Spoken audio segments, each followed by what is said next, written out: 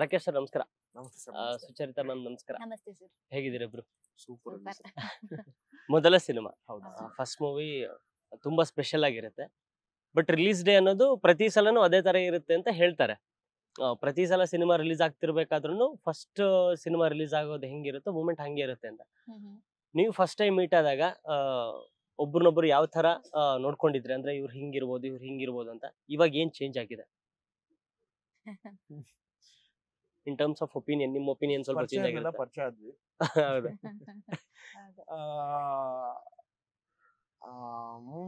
ತುಂಬಾ complicated question ಕೇಳಿದ್ರಿ. ಈ ತರ ಪ್ರಶ್ನೆ ಫಸ್ಟ್ ಟೈಮ್ ಕೇಳ್ತಾರೆ. ಆಕ್ಚುಲಿ ಡಿಫ್ರೆಂಟ್ ಆಗಿದೆ. ಒಂದೇ ತರ ನಾವು ಆನ್ಸರ್ ಮಾಡಿ ಮಾಡಿ ಮಾಡಿ ಮಾಡಿ ಬೇಜಾರಾಗಿ ಹೋಗಿತ್ತು. Thank you. ಅದೇ ಈಗ ನಾನ್ ಆಕ್ಚುಲಿ ಸಿನಿಮಾಗೆ ಲಾಸ್ಟ್ ಕಾಸ್ಟಿಂಗ್. ಹೌದಾ? ಓಕೆ. ಜನರಲ್ ಆಗಿ ಹೀರೋ ಫಸ್ಟ್ ಆಗ್ತಾರೆ. ಓಕೆ. ಸೊ ಹಂಗಾಗಿ ನಾನು cinema last but not least. So ಈ ತರ ಪರಿಚಯ ಮಾಡಿಸಿದ್ರು ನನಗೆ. ಸರ್ ಹೇಳಿದ್ರು ಅಂದ್ರೆ ಲೈಕ್ ಹೀರೋಯಿನ್ ನೀವು ರಂಗಭೂಮಿಯಿಂದ ಹಿನ್ನೆಲೆ ಬಂದಿರೋ, ಬಟ್ ಹೀರೋಯಿನ್ಗೆ ಆ ತರದ್ ಯಾವ್ದೇ ಇಲ್ಲ. ಸೊ ಆ ಬ್ಯಾಲೆನ್ಸ್ಡ್ ಆಗಿ ಮಾಡ್ಕೊಂಡು ಹೋಗೋ ರಾಕೇಶ್ ಅಂದಾಗ ಖಂಡಿತ ಸರ್ ಮಾಡೋಕೆ. ಹಂಗಾಗಿ ಫಸ್ಟ್ ಅದೇ ನಮ್ಗೆ ಬಿಗಿನಿಂಗ್ ಅಲ್ಲೇ ನಾವು ಪರಿಚಯ ಆದಾಗ ಫಸ್ಟ್ ಡೇನೆ ತುಂಬಾ ಚೆನ್ನಾಗಿ ಬಾಂಡಿಂಗ್ ಶುರುವಾಯ್ತು ನಮ್ಗೆ. ಅಂದ್ರೆ ಲೈಕ್ ನಾವು ಒಂದು ಸಿನಿಮಾ ಕೆಲಸ ಮಾಡ್ತಿದೀವಿ ಅಂದಾಗ ಒಂದು ಪರಿಚಯ ಆಗಿರ್ಬೋದು, ಅಥವಾ ನಮ್ಮ ಒಬ್ರನ್ನೊಬ್ಬರು ಪರಿಚಯ ಮಾಡ್ಕೊಳ್ಳೋದು, ಅವರ ಹಿನ್ನೆಲೆ ತಿಳ್ಕೊಳ್ಳೋದು, ಇದೆಲ್ಲ ಆಗಿತ್ತು. ನಂತರದಲ್ಲಿ ಸಿನಿಮಾದ ಒಟ್ಟೊಟ್ಟಿಗೆ ಇಲ್ಲಿ ತನಕ ಜರ್ನಿ ಮಾಡಿರೋದ್ರಿಂದ ಸಾಕಷ್ಟು ಬದಲಾವಣೆಗಳಾಗಿದೆ. ವಿ ನೋ ಈಚ್ ಅದರ್, ಅವರ್ ಸ್ಟ್ರೆಂತ್ ಏನು, ನನ್ನ ಸ್ಟ್ರೆಂತ್ ಏನು. ಸೊ ಹಂಗಾಗಿ ರೆಸ್ಪೆಕ್ಟ್ ಈಚ್ ಅದರ್. ಏನ್ ಬದಲಾವಣೆ ಆಗಿದೆ ಅವರಲ್ಲಿ ನಿಮ್ ಪ್ರಕಾರ? Sir she become A heroine sir. ಅಲ್ಲ ಅದಲ್ಲ, ಇನ್ ಪರ್ಸನ್ ಹೆಂಗ್ ಬದಲಾವಣೆ ಆಗಿದ್ದಾರೆ ಅಂದ್ರೆ ಅವಾಗ ಸ್ಟಾರ್ಟಿಂಗ್ ಅಲ್ಲಿ ಏನು ಮಾತಾಡ್ತಿರಲ್ಲ, ಇವಾಗ ಮಾತಾಡ್ತಿದ್ದಾರೆ. ಆಮೇಲೆ ಗೊತ್ತಾಗುತ್ತೆ ಇವ್ರು ಯಾಕೆ ಇಷ್ಟು ಮಾತಾಡ್ತಾರೆ ಅಂತ. ಜನರಲ್ ಆಗಿ ಹೇಳಿ. ಬಟ್ ಉಲ್ಟಾ ಇದಾರೆ ಅವರು. ಓಕೆ. ಮಾತು ಕಡಿಮೆ ಆಗಿದೆ. ಮಾತಾಡ್ತಾ ಇದ್ರು, ಬಟ್ ಅದು ಅವ್ರಿಗೂ ಅನುಭವ ಆಗಿದೆ ಅನ್ಸುತ್ತೆ. ಮೀನ್ಸ್ ಆ ಸಿನಿಮಾದಲ್ಲಿ ಆತದೊಂದು ಕ್ಯಾರೆಕ್ಟರ್ ಮಾಡಿದ ನಂತರ ತುಂಬಾ ರೆಸ್ಪೆಕ್ಟ್ಫುಲ್ ಆಗಿದ್ದಾರೆ ಈಗ. ಅಂದ್ರೆ ಅವಾಗಿಲ್ಲ ಅಂತಲ್ಲ, ಅರ್ಥ ಆಯ್ತು ಹೇಳಿ. ಅಂದ್ರೆ ಜವಾಬ್ದಾರಿ, ಸಾರಿ ರೆಸ್ಪಾನ್ಸಿಬಿಲಿಟಿ, ಈಗ ತುಂಬಾ ಜವಾಬ್ದಾರಿ ಇದ್ದಾರೆ. ಆ ಪಾತ್ರನೇ ಹಂಗಿದೆ, ಅವ್ರು ಕೊಟ್ಟಿರ್ತಕ್ಕಂಥ ಪಾತ್ರ ಚಾಲೆಂಜಿಂಗ್ ಆಗಿತ್ತು. ಅದು ಹೀರೋನೇ ಡಾಮಿನೇಟ್ ಮಾಡುವಂತ ಪಾತ್ರ ಅವ್ರಿಗೆ ಕೊಟ್ಟಿರೋದು. ಹಂಗ ನೋಡಿದ್ರೆ ಪಾಪ ಆತರ ಘಾಟಿ ಏನಲ್ಲ, ಅವರು ಗೈಯಾಳಿ ತರದ ವ್ಯಕ್ತಿತ್ವ ಅಲ್ಲ. ಸಿನಿಮಾದಲ್ಲಿ ಆ ತರದ ಪಾತ್ರ ಮಾಡಿದ್ದಾರೆ ಅವರು. ಸೊ ನಾವು ಶಿ ಇಸ್ ಬ್ಯಾಲೆನ್ಸ್ಡ್, ಅಂದ್ರೆ ಆ ತರನು ಇರ್ತಾರೆ, ಈ ತರನು ಇರ್ತಾರೆ. ಅಂದ್ರೆ ನಿಮ್ಗೆ ಸಮಯಕ್ಕೆ ಈಗ ಸಿಚುವೇಶನ್ ಏನ್ ಡಿಮ್ಯಾಂಡ್ ಮಾಡುತ್ತೋ she can be that. Super. ತುಂಬಾ ಚೆನ್ನಾಗಿ ಮೋಲ್ಡ್ ಆಗಿದ್ದಾರೆ ಈ ಸಿನಿಮಾದಲ್ಲಿ. Super super. ನೀವು ಹೇಳಿ ರಾಕೇಶ್ ಅವರಲ್ಲಿ ಕಂಡಂತ ಬದಲಾವಣೆಗಳು ಅವಾಗ ಇವಾಗ. ರಾಕೇಶ್ ರಾಕೇಶ್ ಅಂತ ನನಗೆ ಸರ್ ಹೇಳಿದಾಗ ಭಯ ಇತ್ತು. ಡೆಫಿನೆಟ್ ಅವ್ರು ನೋಡೋರ್ಗು ನಂಗೆ ತುಂಬಾ ಭಯ ಇತ್ತು. ಯಾಕೆ ಅಂದ್ರೆ ಒಂದು 100 ಸ್ಟೇಜ್ ಶೋಸ್ ಮಾಡಿದ್ದಾರೆ, ಮತ್ತೆ ರಂಗಭೂಮಿಯಿಂದ ಬಂದಿರೋದು, ಈ ತರ ತುಂಬಾ ಹೇಳಿದ್ರು ನಂಗೆ ಟೀಮ್ ಅಲ್ಲಿ. ಅವ್ರನ್ನ ಸೆಲೆಕ್ಟ್ ಮಾಡಿದೀವಿ ಅಂತ ಹೇಳಿ ನನಗೆ ಆಲ್ರೆಡಿ ಭಯ ಸ್ಟಾರ್ಟ್ ಆಗೋಗಿತ್ತು. ಯಾಕೆಂದ್ರೆ ಸ್ಕ್ರೀನ್ ಶೇರಿಂಗ್ ತುಂಬಾನೇ ಇದೆ ಇಬ್ಬರು. ಸೊ ನಾನು ಯಾವ ತರ ಅವ್ರ ಜೊತೆ ಆಕ್ಟ್ ಮಾಡೋದು, ಇಲ್ಲ ಆಲ್ರೆಡಿ ಎಕ್ಸ್ಪೀರಿಯನ್ಸ್ ಇರೋರು ಹೊಸಬ್ರು ಏನೋ ಈಗ ರೀಟೇಕ್ಸ್ ಆಗ್ಬೋದು ಅಥವಾ ಇನ್ನೇನೋ ಇರ್ಬೋದು, ಎಲ್ಲಿ ಇರಿಟೇಟ್ ಆಗ್ತಾರೆ ಅದೆಲ್ಲ ನಂಗೆ ತುಂಬಾ ತಲೆಯಲ್ಲಿ ಓಡ್ತಿತ್ತು. ಬಟ್ ರಾಕೇಶ್ ಅವ್ರನ್ನ ಕರ್ಸಿ ಮೀಟ್ ಮಾಡಿಸಿದಾಗ ಫಸ್ಟ್ ಡೇನೆ ನನಗೆ ಪರವಾಗಿಲ್ಲ ಅಂತ ಒಂದ್ ಕಾನ್ಫಿಡೆನ್ಸ್ ಬಂತು. ಅಂದ್ರೆ ನಾನ್ ಅನ್ಕೊಂಡಿರೋ ತರ ಅಷ್ಟು ತುಂಬಾ ಆತರ ಎಲ್ಲ ಏನೂ ಇಲ್ಲ, ತುಂಬಾ ಫ್ರೆಂಡ್ಲಿ ಅಂತ ಗೊತ್ತಾಯ್ತು. ಮತ್ತೆ ನನ್ ಬಗ್ಗೆ ಆಲ್ರೆಡಿ ಅವ್ರಿಗೆ ಗೊತ್ತಿತ್ತು, ನನ್ ಫಸ್ಟ್ ಟೈಮ್ ಆಕ್ಟ್ ಮಾಡ್ತಿರೋದು ಅಂತ ಹೇಳಿ. ಒಳ್ಳೆ ಫ್ರೆಂಡ್ಸ್ ಆದ್ವಿ. ಫ್ರೆಂಡ್ಸ್ಗಿನ ಒಳ್ಳೆ ಟೀಚರ್ ಆದ್ರು ಅವ್ರು ನನಗೆ. ಪ್ರತಿ ಒಂದು ಸೀನಲ್ಲೂ ಹೇಳ್ಕೊಡೋರು, ಸ್ಕ್ರಿಪ್ಟ್ ಕೊಡೋರು. ಸ್ಟಾರ್ಟಿಂಗ್ ಸರ್ ಬರ್ತಾ ಬರ್ತಾ ಅದು ಸ್ಟಾಪ್ ಮಾಡ್ಬಿಟ್ರು. ಒಂದು ಪ್ರಿಪೇರ್ ಮಾಡಿಸಿ ಕರ್ಕೊಂಡು ಹೋಗಿರೋರು ಸೆಟ್ಗೆ. ಅಲ್ಲಿ ನಡೀತಾ ಇದ್ದಿದ್ದೆ ಬೇರೆದು. ಯಾಕೆ ಅಂದ್ರೆ ಅದೇ ತರನ ನಾವು ಪ್ರಾಕ್ಟೀಸ್ ಮಾಡ್ಕೊಂಡ್ ಬಂದ್ಬಿಟ್ಟಿರ್ತೀವಿ. ಸೊ ಆನ್ ಸ್ಪಾಟ್ ಕೊಡ್ತೀನಿ ನಾನು ಇನ್ಮೇಲೆ ಅನ್ನೋ ತರ ಅವ್ರು ಫಿಕ್ಸ್ ಆಗ್ಬಿಟ್ಟಿದ್ರು. ಇವ್ರಿಗೆ ಪೇಜ್ ಗಟ್ಲೆ ಡೈಲಾಗ್ ಕೊಟ್ರು ಆರಾಮಾಗಿ ಹೇಳ್ಬಿಡೋರು. ನಾನು ನೋಡಿದೀನಿ. ಹೌದಾ? ಶೂಟಿಂಗ್ ಸೆಟ್ ಹೋಗಿದ್ವಿ ನಾವು. ಕೋರ್ಟ್ ಸೀನ್ ನಾವು ಬಂದಿದ್ವಿ ಅವತ್ತೆಲ್ಲ. ಸರಿ ಸರಿ ಸರಿ, ಅವತ್ ನಾನು ಇದ್ದೆ ಅಲ್ಲಿ. ಸೊ ಆ ಸೀನ್ ಹೇಗೆ ಅಂದ್ರೆ ಬಿಫೋರ್ ಕೊಟ್ಟಿದ್ರು ಸರ್ ಅವ್ರ ಕೈಯಲ್ಲಿ. ಆತರ ತುಂಬಾ ಸಲ ಆಗಿದೆ ಅಲ್ಲ ರಾಕೇಶ್? ಅನ್ನೋದಕ್ಕಿಂತ ಸೀನ್ ಇನ್ನೇನ್ ಸೆಟಪ್ ಮಾಡ್ತಿರ್ಬೇಕಾದ್ರೆ ನಮ್ ಡೈರೆಕ್ಟರ್ ಅಲ್ಲೇ ಬರ್ದ್ಬಿಡೋರು. ಅಂದ್ರೆ ಕೆಲವೊಂದ್ಸತಿ ಇರೋ ಸ್ಕ್ರಿಪ್ಟ್ ಆಪ್ಟ್ ಆಗುವಂತ ಅವತ್ ನೀವು ಬಂದಿದ್ದು ಅದೇ ಆಗಿದ್ದು. ನಂಗೆ ಸಡನ್ ನಾನು ಶಾಕ್ ಆಗ್ಬಿಟ್ಟು, ಸರ್ ಬೆಳಗ್ಗೆ ಕೊಟ್ಟಿದ್ ಸ್ಕ್ರಿಪ್ಟ್ ಬೇರೆ ಅಂತ.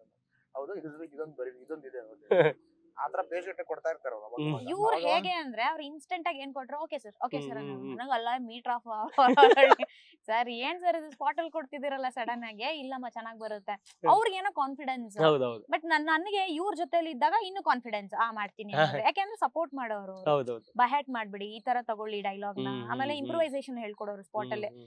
ಗೊತ್ತಾಗ್ತಿಲ್ವಾ ನಾನು ಎಲ್ಲೋ ಕನ್ಫ್ಯೂಸ್ ಆಗ್ತಿದೀನಿ ಅಂತ ಗೊತ್ತಾಗ್ತಿದ್ ಅವ್ರಿಗೆ ಗೊತ್ತಾಗೋದು, ಅದನ್ನ ಮ್ಯಾನೇಜ್ ಮಾಡೋರು ಅವರಲ್ಲಿ. ಸೊ ಅಷ್ಟು ಸಪೋರ್ಟ್ ಮಾಡಿ ಹೇಳ್ಕೊಡೋರು. ಸೊ ಅದು ತುಂಬಾನೇ ನಾನು ಹೇಳದ್ನಲ್ಲ, ಒಳ್ಳೆ ಫ್ರೆಂಡಿಗಿನ ಒಳ್ಳೆ ಟೀಚರ್ ಆಗಿದ್ರು ನನಗೆ. ನಿಮ್ ಹೆಸರಿನ ಅರ್ಥ ಏನು? ಸುಚಾರಿತ ಅಂದ್ರೆ ನನ್ಗೆ ಗೊತ್ತಿರೋ. ಆಕ್ಚುಲಿ ಸಾಂಸ್ಕ್ರಿಟ್ ಅಲ್ಲಿ ಬ್ಯೂಟಿಫುಲ್ ಅಂತ ಇದೆಯಂತೆ, ನನಗೂ ಗೊತ್ತಿಲ್ಲ, ನಾನು ಚೆಕ್ ಮಾಡಿಲ್ಲ. ಬಟ್ ಹೀಗೆ ಹೇಳಿದ್ರು. ಆಮೇಲೆ ಸುಚರಿತ ಅಂತ ಅಂದ್ರೆ ಒಳ್ಳೆ ಚರಿತ್ರೆ ಇರೋರು ಅಪ್ಪ ಹೇಳಿದ್ರು ಅದನ್ನ ನನಗೆ. ಆ ಎರಡು ಅಂತ ಗೊತ್ತಿದೆ ನನಗೆ. ಸರ್ ಅವ್ರು ಮಾತಾಡ್ತಾ ಹೇಳ್ತಿದ್ರು, ಅಂದ್ರೆ 100 ಸ್ಟೇಜ್ ಶೋ ಮಾಡಿದಾರ, ನ್ಯಾಷನಲ್ ಡ್ರಾಮಾ ಇನ್ಸ್ಟಿಟ್ಯೂಟ್ ಅಲ್ಲೆಲ್ಲ ಅಲ್ಲಿದ್ದವರು. ನಿಮ್ಗೊಂದು ಎಕ್ಸ್ಪೀರಿಯನ್ಸ್ ಇರುತ್ತೆ, ಅವರು ಫ್ರೆಶರ್ ಫಸ್ಟ್ ಟೈಮ್ ಸೆಟ್ಟಿಗೆ ಬಂದಾಗ ಫಸ್ಟ್ ಡೇ ಹೆಂಗಿತ್ತು? ಅಂದ್ರೆ ಫಸ್ಟ್ ಡೇ ಯಾವ ಸೀನ್ ಶೂಟ್ ಮಾಡಿದ್ರೆ ನೆನಪಿದ್ಯಾ ನಿಮ್ದು ಅವ್ರದ್ದು, ನಿಮ್ಮಿಬ್ರ ಜೊತೆ? ಯಾವ ಸೀನ್ ನೆನಪಿದೆ ಹೇಳಿ. ನಾವು ಫಸ್ಟ್ ಮೀಟ್ ಆಗೋದು ಅಂದ್ರೆ ಅದು ಸೀನ್ ಅನ್ನೋಕ್ಕಿಂತ ಮಾಂಟೇಜ್ ನಮ್ಮನ್ನ ನೋಡೋದು, ಹೋಗೋದು, ನಾವು ಅಂದ್ರೆ ಆಗಾಗ ಭೇಟಿ ಆಗೋದು. ಓಕೆ. ಸೊ ಅದೆಲ್ಲ ತುಂಬಾ ನೀಟಾಗಿ ಆಗಿತ್ತು. ಬಟ್ ಡೈಲಾಗ್ ಓರಿಯೆಂಟೆಡ್ ಅಂತ ಬಂದಾಗ ಅವರು ಸ್ವಲ್ಪ ಡಾಮಿನೇಟ್ ಮಾಡ್ಬೇಕಾಗೋ ಕ್ಯಾರೆಕ್ಟರ್. ಒಳ್ಳೆ ಹಳ್ಳಿಯ ಘಾಟಿ ಹುಡುಗಿ, ಆಮೇಲೆ ಒಳ್ಳೆ ಲಂಗದಾವಣಿ ಹಾಕೊಂಡು, ಸೊ ಆ ತರದ ಮನೋಭಾವ ಇರ್ತಕ್ಕಂತ ಹುಡುಗಿ.